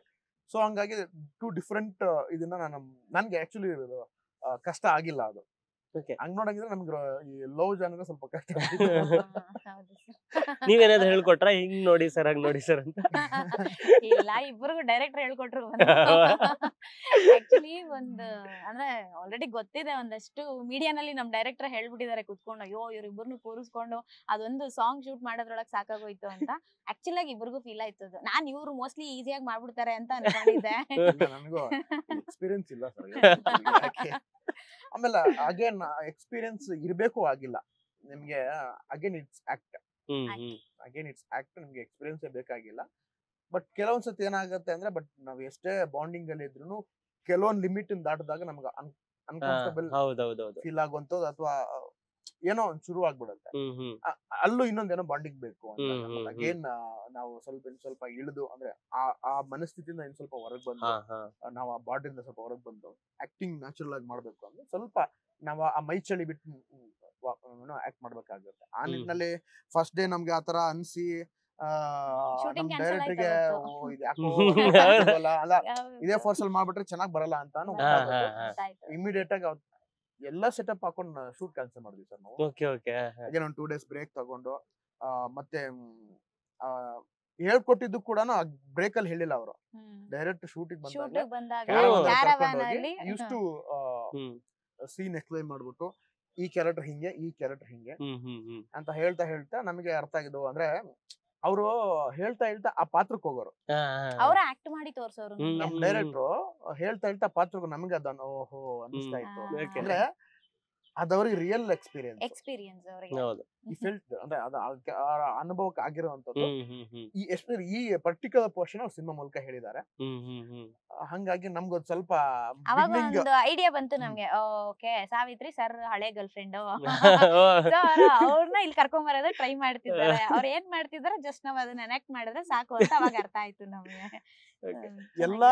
ಎಲ್ಲಾ ಕಥೆಗೂ ಒಂದ್ ಹಿನ್ನೆಲೆ ಅಂತೂ ಖಂಡಿತ ಇದ್ದೇ ಇರುತ್ತೆ ಸರ್. ಇಮ್ಯಾಜಿನೇಷನ್ ಆದ್ರೂ ಕೂಡ ಅದಕ್ಕೊಂದು ಹಿನ್ನೆಲೆ ಇರುತ್ತೆ. ಸೊ ಹಾಗಾಗಿ ನಮ್ಮ ಕಥೆಗೂ ಕೂಡ ಸಾಕಷ್ಟು ಹಿನ್ನೆಲೆ ಇದೆ. ನಾನು ಎಲ್ಲ ಸುಮಾರು ಕಡೆ ಹೇಳಿದ್ದೀನಿ, ನಮ್ಮ ಸಿನಿಮಾ ಯಾವ್ದೇ ಸೀನ್ ಅಲ್ಲಾದ್ರೂ ನಿಮ್ಗೆ ಯಾವ್ದೋ ಒಂದ್ ಸೀನ್ ಕನೆಕ್ಟ್ ಆಗ್ಬಿಡುತ್ತೆ. ಮೇ ಬಿ ಆ ಸ್ಥಾನದಲ್ಲಿ ನಾನು ಇದ್ದೆ ಅನ್ಸುತ್ತೆ, ನನಗೆ ಕನೆಕ್ಟ್ ಆಗುತ್ತೆ ಅನ್ಸುತ್ತೆ, ಹೆಣ್ಮಕ್ಳಿಗೆ ಈ ತರ ಕನೆಕ್ಟ್ ಆಗುತ್ತೆ ಅಂತ. ಯಾವ್ದು ಇರ್ಲೆವೆಂಟ್ ಅಂತ ಅನ್ಸೋದಿಲ್ಲ ಸಿನಿಮಾದಲ್ಲಿ. ಯಾವ ಸೀನ್ಗೂ ಕೂಡ ಬೇಕು ಅಂತ ತುರ್ಕಿಲ್ಲ. ನಾನು ಹೇಳ್ದಿಲ್ಲ, ಯಾವ ಹೀರೋ ಬಿಲ್ಡಪ್ ಶಾಟ್ ಇಲ್ಲ, ಯಾವ ಬಿಲ್ಡಪ್ ಫೈಟ್ ಇಲ್ಲ. ಸಿಚುವೇಶನ್ ಏನ್ ಡಿಮ್ಯಾಂಡ್ ಮಾಡುತ್ತೆ, ಸೀನ್ ಏನ್ ಡಿಮ್ಯಾಂಡ್ ಮಾಡುತ್ತೆ, ಅದ್ರ ತಕ್ಕಂಗೆ ಫೈಟ್ ಇದೆ, ಅದ್ರ ತಕ್ಕಂಗೆ ಸಾಂಗ್ ಇದೆ. ಸೊ ಸಿನಿಮಾದಲ್ಲಿ ಎಲ್ಲೂ ನಿಮ್ಗೆ ಬೋರ್ ಆಗಲ್ಲ. 2 to 10 ಇದೆ ನಮ್ ಸಿನಿಮಾ. ತುಂಬಾ ಚೆನ್ನಾಗಿ ನೀಟಾಗಿ ತೂಗಿಸ್ಕೊಂಡು ಹೋಗುತ್ತೆ. ಎಲ್ಲೂ ಬೋರ್ ಆಗಲ್ಲ. ಒಳ್ಳೆ ಆಕ್ಷನ್ ಸೀಕ್ವೆನ್ಸ್ ಇದೆ, 3 ಅದ್ಭುತವಾಗಿರೋ ಸಾಂಗ್ಗಳಿದಾವೆ, ಸೀನ್ಗಳಂತೂ ತುಂಬಾ ಅದ್ಭುತವಾಗಿದೆ. ನಮ್ಮ ಸೀನಿಯರ್ ಆಕ್ಟರ್ಗಳಂತೂ ದೇ ಕಿಲ್ಡ್. ಹೌದು ನಾನೇ ಎಲ್ಲ ಹೇಳ್ತಾ ಇದ್ದೆ ಅಂದ್ರೆ ಅವರು ಫ್ರೇಮ್ ಟು ಫ್ರೇಮ್ ಆಕ್ಟ್ ಮಾಡ್ತಾರೆ ಸರ್. ಯಾವ ಫ್ರೇಮ್ ಅದನ್ನ ನಾವು ಕಲ್ತಿರೋದು. ಹೌದು. ನನಗೆ ಆಕ್ಟಿಂಗ್ ಬರುತ್ತೆ, ಬಟ್ ಸ್ಟಿಲ್ ನಿಮ್ಗೆ ಫ್ರೇಮ್ ಆಕ್ಟಿಂಗ್ ಒಂದು ಕಲಿಬೇಕಾಗತ್ತೆ. ಅಂದ್ರೆ ಈ ಇಷ್ಟೇ ಕಣ ಫ್ರೇಮ್ ಎಲ್ಲ ಕಲ್ಲಾಡಿಸ್ತೀಯಾ, ಕಾಮಿಡಿ ಅನ್ಸಿದ್ರು ಬಟ್ ಓಕೆ ನಾನು ಇಲ್ಲೊಂದ್ ಸ್ವಲ್ಪ ಮಾಡಿಫೈ ಮಾಡ್ತೀನಿ, ಸ್ವಲ್ಪ ಬ್ಲೆಂಡ್ ಆಗ್ಬೇಕು, ಅದು ಸಿನಿಮಾ ಜರ್ನಿ, ಸಿನಿಮಾ ಹೌದೌದು ಬಟ್ ನಮ್ಮ ನಾಟಕದಲ್ಲ. ನಾನು ಇದೇ ಸ್ಟೇಜ್ ಅಂದ್ರೆ ಅಂದ್ರೆ ನಾನು ನರನಾಡಿ ಅಲ್ಲಿ ಅಲಾಡ್ಸೋ ಪ್ರಯತ್ನ ಪಡ್ತೀನಿ, ರೀಚ್ ಆಗ್ಬೇಕು. ಹೌದೌದು ವಾಯ್ಸ್ ಅಲ್ಲಾಗ್ಲಿ ನನ್ನ ರೀಚ್ ಮಾಡ್ಬೇಕು. ಬಟ್ ಸಿನಿಮಾದಲ್ಲಿ ಈ 48 ಇಟ್ಬಿಟ್ರೆ ನಾನು ಇದೆಲ್ಲ ಅಲಾಡ್ಸೋ ಅವಶ್ಯಕತೆ ಇಲ್ಲ. ಇಷ್ಟೇ ಇಟ್ರೆ ಇದೆಲ್ಲ ಅಲಾಡ್ಸೋಕಾಗಲ್ಲ. ಎಕ್ಸ್ಟ್ರೀಮ್ ಇಟ್ರೆ ಇದನ್ನ ನಾನು ಅವ್ರ ಮೂಲಕ ಕಲ್ತಿರೋದು. ಶರತ್ ಲೋಹಿತ್ ಅಶ್ವಥ್ ಸರ್ ಆಗಿರ್ಬೋದು, ಅಶ್ವಥ್ ಇನೋಸಮ್ ಆಗಿರ್ಬೋದು, ಆಮೇಲೆ ನಮ್ಮ ಮಠ ಸರ್ ಆಗಿರೋದು, ಅವರೆಲ್ಲ ಪಳಗ್ಬಿಟ್ಟಿದ್ದಾರೆ. ಅಲ್ಲಿ ಸೀನ್ ನಡಿಬೇಕಾದ್ರೆ ನಾವು ಮುಗಿಯೋವರೆಗೂ ಫುಲ್ ಅಲರ್ಟ್ ಆಗಿರ್ತಿದ್ವಿ. ಅವ್ರ ಆಡೋದವ್ರು ಮಾತಾಡ್ಕೊಂಡು ಅವ್ರು ಸುಮ್ನೆ ಇರೋರು ಆರಾಮಾಗಿ ಕ್ಯಾಶುಯಲ್ ಆಗಿ, ನನಗೆ ಪಕ್ಕದಲ್ಲಿ ಇದಾರಲ್ಲ ಯಾಕೆ ಹಿಂಗ್ ಮಾಡ್ತಿದ್ದಾರೆ ಇವರು. ಆಮೇಲೆ ಹೇಳಿದ್ರು, ಇಲ್ಲ ಪಾಪು ಅದ್ ಈ ತರ ಕ್ಯಾಮ್ರಾ ಹಿಂಗ್ ವರ್ಕ್ ಆಗುತ್ತೆ, ಅಲ್ಲಿ ನಾವ್ ಕಾಣಿಸ್ತಾನೆ ಇರೋದಿಲ್ಲ, ಅಲ್ಲಿ ತಗೊಂತಿದ್ದಾರೆ ಅವರು. ಓಕೆ ಇದೆಲ್ಲ ಇರುತ್ತೆ. ಅವಾಗ ಒಂದೊಂದು ಅಬ್ಸರ್ವ್ ಮಾಡಕ್ ಸ್ಟಾರ್ಟ್ ಮಾಡಿದ್ವಿ. ತುಂಬಾ ಹೇಳ್ಕೊಡೋರು. ಸಿನಿಮಾ ಪಾಠಗಳು ಕಲಿಯೋದಿದೆ ಸಾಕಷ್ಟಿದೆ ಸರ್. ಇದು ಮೊದಲನೇ ಸಿನಿಮಾ, ನಾವು ಕೈಗೆಟ್ಕೋಷ್ಟಂತೂ ಖಂಡಿತ ಕಲಿತಾ ಬರ್ತಾ ಇದೀವಿ. ಮುಂದಿನಗಳು ಇನ್ನೂ ಏನ್ ಹೆಚ್ಚಿನ ಕಲಿತೀವಿ ಡೆಫಿನೆಟ್ಲಿ. ಮ್ಯಾಮ್ ನಿಮ್ದು ಫಸ್ಟ್ ಲುಕ್ ಟೆಸ್ಟ್ ಅಂತ ಆಗಿರುತ್ತೆ, ಮನೇಲಿ ತೋರಿಸಿದಾಗ ಏನಂದ್ರು? ಯಾಕಂದ್ರೆ ನಿಮ್ಗೂ ಆ ಪಾತ್ರಕ್ಕೂ ಅಜಗಜಾಂತರ ವ್ಯತ್ಯಾಸ ಬೇರೆ. ನಾನೊಂದು ಎಕ್ಸಾಂಪಲ್ ಹೇಳ್ತೀನಿ. ನನ್ಗೆ ಏನೋ ಸ್ವಲ್ಪ ಕಥೆಯಲ್ಲಿ ಒಂದಷ್ಟು ಚೇಂಜಸ್ ಆಯ್ತು ನಂತರದಲ್ಲಿ, ಬಟ್ ಬಿಗಿನಿಂಗ್ ಒಂದ್ ತರದ್ದು. ಇವ್ರಿಗೆ ಓಲ್ಡ್ ಏಜ್ ಗೆಟಪ್ ಅಲ್ಲಿ ಒಂದು ಪೋಸ್ಟರ್ ಮಾಡಿಸ್ಬಿಟ್ಟಿದ್ದಾರೆ. ಇವರು ಇದೊಂದು ಪೋಸ್ಟರ್ ರಾಕೇಶ್ ಅಂತ, ಹೌದು ಹೀರೋ ಅಂತ ತೋರಿಸಿದ್ರು. ನಾನ್ ಕೇಳಿದೆ, ಸರ್ ಇವ್ರು ಯಾರು ಅಂತ. ಅವರೇ ಸರ್ ಇವರು ಅಂತ. ಇವ್ರಿಗೆ ಒಂದು 60 ಏಜ್ ಓಲ್ಡ್ ಏಜ್ ಪೋಸ್ಟರ್ ಮಾಡ್ಬಿಟ್ಟಿದ್ದಾರೆ. ಇವಾಗ ನೀವೆಲ್ಲ ಏನ್ ಪೋಸ್ಟರ್ ನೋಡ್ತಿದ್ರೆ ಅದಲ್ಲ, ಅದೊಂದ್ ಸ್ವಲ್ಪ ಚೇಂಜಸ್ ಆಯ್ತು ಆಕ್ಚುಲಿ. ನಾನು ಅದಕ್ಕೆ ಓಕೆ ಅಂತ ಹೇಳಿದ್ದೆ ನೋಡಿ ನಾನು. ಅಂದ್ರೆ ಇಷ್ಟು ಫೇರ್ ಆಗಿ ಇರೋದಿಲ್ಲ ಸಿನಿಮಾದಲ್ಲಿ, ಅಂದ್ರೆ ನಮ್ ಕಡೆ ಇರ್ತಾರಲ್ಲ, ಅದ್ರ ನಮ್ ಕಡೆ ಇರ್ತಾರೆ ಅಂದ್ರೆ ನಾವು ಸ್ವಲ್ಪ ಬಿಸಿಲು ಜಾಸ್ತಿ. ಆಮೇಲೆ ಹೆಣ್ಮಕ್ಳು ಯಾವಾಗ ಕೆಲಸ ಮಾಡ್ತಾ ಇರ್ತಾರೆ, ತೋಟ ಮನೆ ಗದ್ದೆ, ಸ್ವಲ್ಪ ಡಿಗ್ಲಾಮ್ ಲುಕ್ ಇದೆ. ಚಿಕ್ಕಣ್ಣ ಹೇಳ್ತಾರಲ್ಲ, ನಾನೆಲ್ಲಿ ಬ್ಲಾಕ್ ಇದ್ದೀನಿ, ಐ ಆಮ್ ಬ್ರೌನಿ. ಮೂವಿನಲ್ಲಿ ಆತರ ಇದೀನಿ. ಡಸ್ಕಿ ತರ ಮಾಡಿದ್ದಾರೆ. ನಾನು ಇಳ್ದು ಬಂದಾಗ ಸರ್ ಅದು ಕರೆಕ್ಟ್ ಆಗಿದ್ಯಾ, ಒಂಚೂರು ಬೆಳ್ಳು ಕಾಣಿಸ್ಬಿಟ್ರೆ ಟೆನ್ಷನ್ ಆಗ್ಬಿಡೋರು, ಟಚ್ ಅಪ್ ಬಾರೋ ಇಲ್ಲಿ ಕಪ್ಪು ಮಾಡೋ ಅನ್ನೋರು. ಪಾಪ ಲಿಪ್ಸ್ಟಿಕ್ ಇಲ್ದೆ ಹೊರಗ್ ಬರ್ದಿರೋರು ಎಂಟೈರ್ ಸಿನಿಮಾ ಲಿಪ್ಸ್ಟಿಕ್ ಮಾಡ್ತಾರೆ ಸರ್. ಒಂದು ಲಿಪ್ ಗ್ಲಾಸ್ ಕೊಡ್ತಿರ್ಲಿಲ್ಲ, ಡ್ರೈ ಅನಿಸ್ತಿದೆ ಸರ್, ಒಂದು ವ್ಯಾಸ್ಲಿನ್ ಆದ್ರೂ ಹಚ್ಕೊಂತೀನಿ. ನೋ ನೋ ನೋ ನೋ ಅನ್ನೋರು. ಟಿಶ್ಯೂ ರೆಡಿಯಾಗಿ ಇಟ್ಕೊಂಡು ನಿಂತಿರೋರಲ್ಲಿ ಮೇಕಪ್ ಆರ್ಟಿಸ್ಟ್. ಸರ್ ಬೈತಾರೆ ತಗೊಳ್ಳಿ ಅನ್ನೋರು. ಮನೇಲಿ ಏನಾದ್ರು ನೋಡಿ ಖುಷಿ ಆಯ್ತು, ಏನ್ ಡಿಫ್ರೆಂಟ್ ಆಗಿ ನಗದಕ್ ಸ್ಟಾರ್ಟ್ ಮಾಡಿದ್ರು ನೋಡಿದ ತಕ್ಷಣ. ಇವ್ರು ಹೇಳಿದ್ರಲ್ಲ ಆ ಗೆಟಪ್, ಫಸ್ಟ್ ಪೋಸ್ಟರ್ ಅದೇ ಬಂದಿದ್ದು ನಂದು. ನಾನೇ ಒಂದ್ ಸ್ವಲ್ಪ ಗಾಬರಿ ಅದೇ ನಾನಾ ಇದು ಅಂತ. ಬಟ್ ಒಳಗಡೆ ಎಲ್ಲೋ ಒಂಥರ ಖುಷಿ, ಏನೋ ಡಿಫ್ರೆಂಟ್ ಟ್ರೈ ಮಾಡ್ತಾ ಇದೀನಲ್ಲ, ನಾನೇ ಈ ತರ ನೋಡ್ಕೊಂಡಿರ್ಲಿಲ್ಲ ನನ್ನ ಅಂತ. ಮನೇಲೆಲ್ಲ ನೋಡಿ ತುಂಬಾ ಖುಷಿ ಆದ್ರು. ಆಮೇಲೆ ಸ್ವಲ್ಪ ಚೇಂಜಸ್ ಅದು ಇದು ಆಯ್ತು. ಇವಾಗ ನೀವೇನ್ ಪೋಸ್ಟರ್ಸ್ ನೋಡ್ತಿದ್ದೀರಾ ಅದು ಸಾವಿತ್ರಿ ಗೆಟಪ್. ಲಂಗ ದಾವಣಿ ಆಮೇಲೆ ಆ ವಾಕಿಂಗ್ ಸ್ಟೈಲು ಅದೆಲ್ಲ ಹೇಳ್ಕೊಟ್ಟಾಗ ಸ್ವಲ್ಪ ಸ್ಟಾರ್ಟಿಂಗು ಆತರ ಇರ್ಲಿಲ್ಲ ನಾನು, ಬಟ್ ಬರ್ತಾ ಬರ್ತಾ ರೂಢಿ ಆಗೋಯ್ತು. ಸರ್ ಅವ್ರು ಹೇಳ್ತಿದ್ರು ನಮ್ ಗುರುಗಳಿದ್ದಂಗೆ ಇವರು ಟೀಚರ್ ಇದ್ದಂಗೆ ಅಂತ. ಹೌದು. ಇನ್ನು ಏನಾದ್ರು ಒಂದು ಸಜೆಷನ್ ಕೊಡೋದಿದ್ರೆ ಅವ್ರಿಗೆ ಏನ್ ಸಜೆಷನ್ ಕೊಡ್ತೀರಿ? ಈಗ ಸಿನಿಮಾ ಮುಗ್ದಿದೆ, ನೆಕ್ಸ್ಟ್ ಸಿನಿಮಾಗೆ ತಗೋಮ್ಮ ಇದೊಂದು ಟಿಪ್ಸ್ ಅಂತ. ಟಿಪ್ಸ್ ಅನ್ನೋದಕ್ಕಿಂತ ಸಜೆಷನ್ ಒಳ್ಳೆ ಕನ್ನಡದಲ್ಲಿ ಏನ್ ಹೇಳ್ತೀವಿ, ಸಜೆಷನ್ ಸಲಹೆ. ಅದೇ ಅಗೇನ್ ನೀವು ಒಳ್ಳೆ ಸ್ಕ್ರಿಪ್ಟ್ ನ ಚೂಸ್ ಮಾಡ್ಬೇಕಾಗತ್ತೆ. ಆಕ್ಟಿಂಗ್ ಅಂತ ಬಂದಾಗ ನಿಮ್ಮ ಲಿಮಿಟ್ ಅಲ್ಲಿ ಏನೇನ್ ಸಾಧ್ಯ ಇರ್ತದೆ ಅದನ್ನೆಲ್ಲ ಮಾಡಕ್ ಪ್ರಯತ್ನ ಪಡಿ. ಇವಾಗ ನೀವು ಇಳಿದು ಬಿಟ್ಟಿದ್ದೀರಾ, ಇಂಡಸ್ಟ್ರಿಗೆ ಇಳಿದು ಬಿಟ್ಟಿದ್ದೀರಾ, ಯಾವ್ಯಾವ ಸಾಧ್ಯವಾದ ಬಾಧ್ಯತೆಗಳಲ್ಲಿ ಈಜಾಗ ಸಾಧ್ಯತೆ ಇದೆ ಈಜಿ. ನೀವು ನೀರು ಮುಳುಗಾದ್ರೂ ಈಜಿ, ಇಲ್ಲ ಮೇಲೆ ತೇಲ್ಕೊಂಡಾದ್ರೂ ಈಜಿ.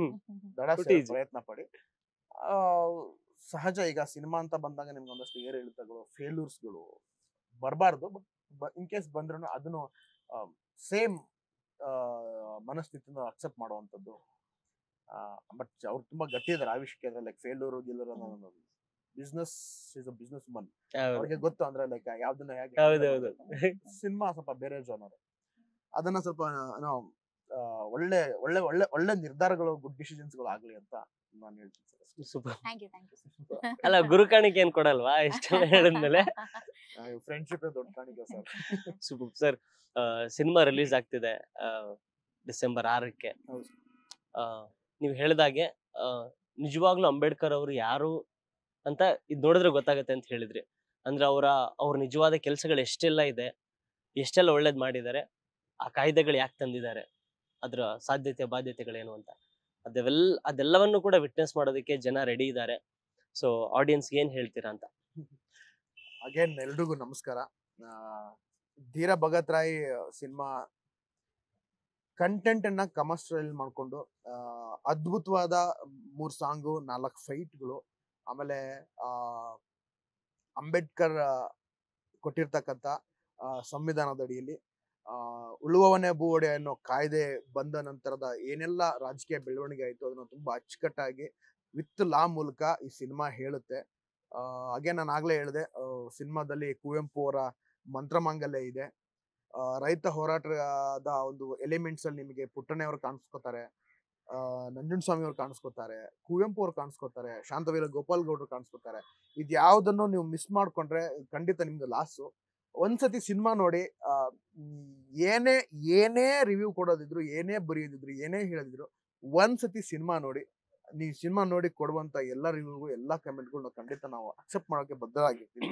ದಯವಿಟ್ಟು ಡಿಸೆಂಬರ್ 6ನೇ ತಾರೀಕು ನಮ್ಮ ಕನ್ನಡ ಸಿನಿಮಾ ಧೀರ ಭಗತ್ ರಾಯ್ ಸಿನಿಮಾ ನೋಡಿ ಗೆಲ್ಸಿ ಅನ್ನೋದಕ್ಕಿಂತ ಒಂದ್ಸತಿ ನೋಡಿ. Thank you so much. Ma'am? Okay, Rakesh ಹೇಳ್ದ ಹಾಗೇನೆ ಡಿಸೆಂಬರ್ 6 ಆಲ್ ಓವರ್ ಕರ್ನಾಟಕ ನಾವು ಬರ್ತಾ ಇದ್ದೀವಿ. ಡೆಫಿನೆಟ್ಲಿ ಕಂಪ್ಲೀಟ್ ಫ್ಯಾಮಿಲಿ ಬಂದು ಕೂತು ಎಂಟರ್ಟೈನ್ಮೆಂಟ್ ಇದೆ, ಆಮೇಲೆ ಜೊತೆಗೆ ಒಂದೊಳ್ಳೆ ಮೆಸೇಜ್ ಕೂಡ ಇದೆ ನಿಮ್ಗೆ.